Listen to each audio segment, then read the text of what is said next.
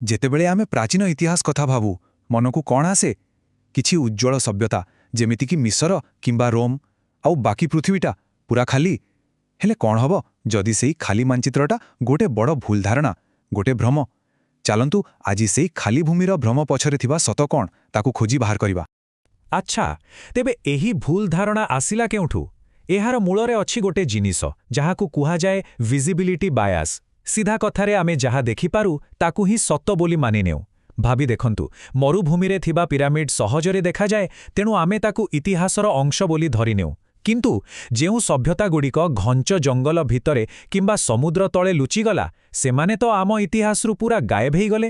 ତେବେ ଆଜିର ଆମର ଯାତ୍ରା କିଛି ଏହିପରି ରହିବ। ପ୍ରଥମେ ଆମେ ଖାଲି ଭୂମିର ଭ୍ରମ ବିଷୟରେ କଥା ହେବା, ତାପରେ ଦେଖିବା ଇତିହାସ କେମିତି ଲିଭିଯାଏ।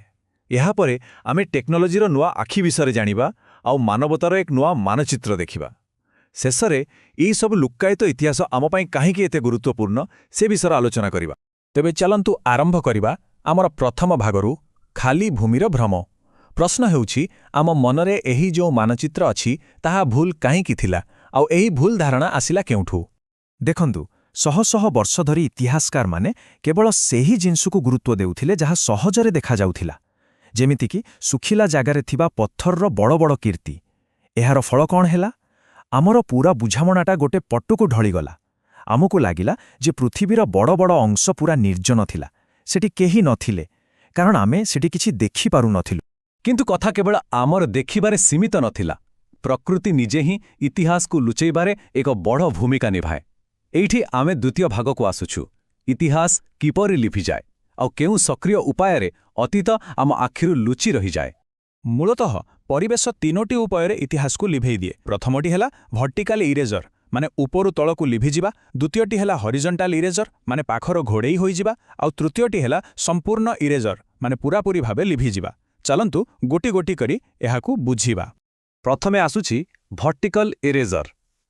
ଏହାର ସବୁଠୁ ବଡ଼ ଉଦାହରଣ ହେଉଛି ଜଙ୍ଗଲ। ଭାବନ୍ତୁ, ଗୋଟେ ଘଞ୍ଚ ଜଙ୍ଗଲ ଗୋଟେ ପୁରା ସହର ଉପରେ ସବୁଜ ଚାଦର ଭଳି ଘୋଡ଼େଇ ହୋଇଯାଉଛି। ଶହ ଶହ ବର୍ଷ ଭିତରେ ଗଛପତ୍ର, ମାଟି, ଏମିତିକି ବଡ଼ ବଡ଼ ପଥରର କୋଠାକୁ ବି ନିଜ ଭିତରେ ମିଶେଇ ଦିଏ।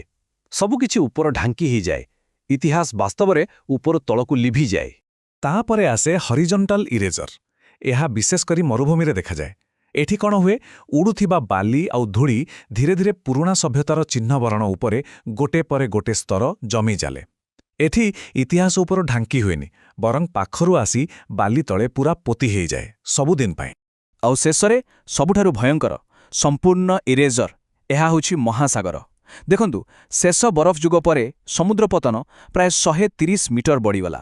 ଫଳରେ ସମୁଦ୍ରକୂଳରେ ଥିବା କେତେ ଯେ ସହର, କେତେ ଯେ ଗାଁ, ସବୁ ପାଣି ତଳେ ବୁଡ଼ିଗଲା। ଏହା ସମ୍ପୂର୍ଣ୍ଣ ଭାବରେ ଲିଭିଯିବା। ସେ ଇତିହାସ ଆମ ପାଇଁ ପ୍ରାୟତଃ ସବୁଦିନ ପାଇଁ ହଜିଗଲା। କିନ୍ତୁ କାହାଣୀ ଏଇଠି ସରିନି। ଯଦି ପ୍ରକୃତି ଇତିହାସକୁ ଲୁଚେଇ ଦେଇଛି, ତେବେ ତାକୁ ଖୋଜି ବାହାର କରିବା ପାଇଁ ଆମ ପାଖରେ ବି ଗୋଟେ ଶକ୍ତିଶାଳୀ ଅସ୍ତ୍ର ଅଛି, ଆଉ ସେଇଟା ହେଲା ଟେକ୍ନୋଲୋଜି। ତେଣୁ ଆମର ତୃତୀୟ ଭାଗ ହେଉଛି ପ୍ରଯୁକ୍ତିବିଦ୍ୟାର ନୂଆ ଆଖି। ଆବିଷ୍କାରର ଏହି ଯାତ୍ରା ବହୁତ ରୋମାଞ୍ଚକର। ପ୍ରଥମେ ସ୍କୁବା ଡାଇଭିଂ ଆସିଲା, ଯାହା ଆମକୁ ପାଣି ତଳେ ଦେଖିବାର ସୁଯୋଗ ଦେଲା। ତାପରେ ସୋନାର ମ୍ୟାପିଂ ସମୁଦ୍ର ତଳର ନକ୍ସା ତିଆରି କଲା। ସ୍ୟାଟେଲାଇଟ୍ ରାଡାର ମରୁଭୂମିର ବାଲି ତଳେ ଥିବା ନଦୀକୁ ବି ଖୋଜି ବାହାର କଲା। ଆଉ ଶେଷରେ ଆସିଲା ଲାଇଡାର, ଯିଏ ଘଞ୍ଚ ଜଙ୍ଗଲ ଭିତର ବି ସତ ବାହାର କରି ଆଣିଲା। ପ୍ରତ୍ୟେକ ପଦକ୍ଷେପ ଆମକୁ ଅଦୃଶ୍ୟକୁ ଦେଖିବାର ଶକ୍ତି ଦେଲା। ଏହିସବୁ ଟେକ୍ନୋଲୋଜି ଭିତରେ ଲାଇଡାର ହେଉଛି ପ୍ରକୃତ ଗେମ୍ ଚେଞ୍ଜର। ଏହାକୁ ପ୍ରତ୍ନତତ୍ତ୍ୱବିଦ୍ମାନଙ୍କ ପାଇଁ ଏକ ପ୍ରକାର ଏକ୍ସରେ ଦୃଷ୍ଟି ବୋଲି କୁହାଯାଇପାରେ। ଏକ ଡ୍ରୋନ୍ କିମ୍ବା ବିମାନରୁ ଲକ୍ଷ ଲକ୍ଷ ଲେଜର ପଲ୍ସ ପଠାଯାଏ, ଯାହା ଗଛପତ୍ରକୁ ଭେଦ କରି ସିଧା ମାଟିରେ ବାଜି ଫେରିଆସେ। ଆଉ ଏହାଦ୍ୱାରା ଜଙ୍ଗଲ ତଳେ ଲୁଚି ରହିଥିବା ସହରର ଗୋଟେ ପୁରା 3D ମଡେଲ ତିଆରି ହୋଇଯାଏ। ଏହା ସତରେ ଏକ ଚମତ୍କାର। ଠିକ୍ ଅଛି, ତେବେ ଏହି ନୂଆ ଆଖିରେ ଆମେ ଦେଖିଲୁ କ'ଣ? ଏବେ ଆମେ ଆମର ଚତୁର୍ଥ ଭାଗକୁ ଆସୁଛୁ, ମାନବତାର ଏକ ନୂଆ ମାନଚିତ୍ର। ଆଉ ମୁଁ କହି ରଖୁଛି, ଯେଉଁ ଫଳାଫଳ ସାମ୍ନାକୁ ଆସିଲା ତାହା ସମସ୍ତଙ୍କୁ ଚକିତ କରିଦେଲା। ଚାଲନ୍ତୁ ଗୋଟେ ସିଧା ଉଦାହରଣ ନେବା। ପ୍ରାଚୀନ ମାୟା ସଭ୍ୟତା। ସେମାନଙ୍କର ସବୁଠୁ ଶକ୍ତିଶାଳୀ ସମୟରେ ସେଠି କେତେ ଲୋକ ରହୁଥିବେ? ପୁରୁଣା ହିସାବ ଅନୁସାରେ, ମାନେ ଯେଉଁ ଧ୍ୱଂସାବଶେଷ ଦେଖାଯାଉଥିଲା, ତାକୁ ଆଧାର କରି ବିଶେଷଜ୍ଞମାନେ କହୁଥିଲେ ଯେ ସେଠି ପ୍ରାୟ 11 ମିଲିୟନ ଅର୍ଥାତ୍ 1,10,00,000 ଲୋକ ରହୁଥିଲେ। କିନ୍ତୁ ଯେତେବେଳେ ସେହି ଅଞ୍ଚଳର ଲାଇଡାର ଡାଟା ଆସିଲା, ଗବେଷକମାନେ ନିଜେ ବିଶ୍ୱାସ କରିପାରିଲେନି। ମୁଖ୍ୟ ଗବେଷକ ଫ୍ରାନ୍ସିସ୍କୋ ଏଷ୍ଟ୍ରାଡା ବେଲି ନିଜେ କହିଥିଲେ, ଆମେ ଭାବିଥିଲୁ ଜନସଂଖ୍ୟା ଟିକେ ବଢ଼ିପାରେ, କିନ୍ତୁ ଏକାଥରେ 45% ବଢ଼ିଯିବାଟା ଆମ ପାଇଁ ବାସ୍ତବରେ ଆଶ୍ଚର୍ଯ୍ୟଜନକ ଥିଲା। ତେବେ ନୂଆ ସଂଖ୍ୟା କେତେ? ପୁରା 16 ନିୟତ, ମାନେ 1,60,00,000। ଏହା କେବଳ ଏକ ସଂଖ୍ୟା ନୁହେଁ, ଏହାର ଅର୍ଥ ହେଉଛି 50 ଲକ୍ଷରୁ ଅଧିକ ଲୋକ ଯେଉଁମାନଙ୍କର ଅସ୍ତିତ୍ୱ ବିଷୟରେ ଆମର ଧାରଣା ହିଁ ନଥିଲା। ଏହି ଦୁଇଟି ସଂଖ୍ୟାକୁ ପାଖାପାଖି ଦେଖିଲେ ହିଁ ଜଣାପଡ଼ୁଛି ଯେ ଆମ ପୂର୍ବ ଧାରଣା କେତେ ଭୁଲ ଥିଲା। ଏହା ଏକ ଛୋଟ ଭୁଲ ନୁହେଁ, ଏହା ଲକ୍ଷ ଲକ୍ଷ ଲୋକଙ୍କର ପୁରା କାହାଣୀ ଯାହା ଆମ ଇତିହାସର ପୃଷ୍ଠାରୁ ହଜିଯାଇଥିଲା। ଆଉ ଏହି କାହାଣୀ କେବଳ ମାୟା ସଭ୍ୟତାର ନୁହେଁ। ଲାଇଡାର ଦ୍ୱାରା ଜଣାପଡ଼ିଲା ଯେ କାମ୍ବୋଡିଆର ଅଙ୍କୋର ୱାଟ୍ କେବଳ ଏକ ମନ୍ଦିର ନଥିଲା, ବରଂ ଏକ ବିଶାଳ ସହର ଥିଲା, ଯେଉଁଠି ପ୍ରାୟ 9 ଲକ୍ଷ ଲୋକ ରହୁଥିଲେ। ଏମିତିକି ଆମଜନର ଘଞ୍ଚ ଜଙ୍ଗଲରେ, ଯେଉଁଠି ଆମେ ଭାବୁଥିଲୁ ବଡ଼ ସହର ହେବା ଅସମ୍ଭବ, ସେଠି ଗାର୍ଡେନ୍ ସିଟି ବା ବଗିଚା ସହରର ଆବିଷ୍କାର ହୋଇଛି। ତେବେ ଏସବୁର ଅର୍ଥ କ'ଣ? ଏହା ଆମର ଇତିହାସ ବୁଝାମଣାରେ ଏକ ବଡ଼ ପରିବର୍ତ୍ତନ। ପ୍ରଥମ କଥା, ପ୍ରାଚୀନ ବିଶ୍ୱର ଜନସଂଖ୍ୟା ଆମେ ଭାବିବାଠାରୁ ବହୁତ ଅଧିକ ଥିଲା। ଦ୍ୱିତୀୟରେ, ଏହି ସଭ୍ୟତାଗୁଡ଼ିକ ଅଲଗା ଅଲଗା ନଥିଲେ, ବରଂ ପରସ୍ପର ସହ ଯୋଡ଼ି ହୋଇ ରହିଥିଲେ।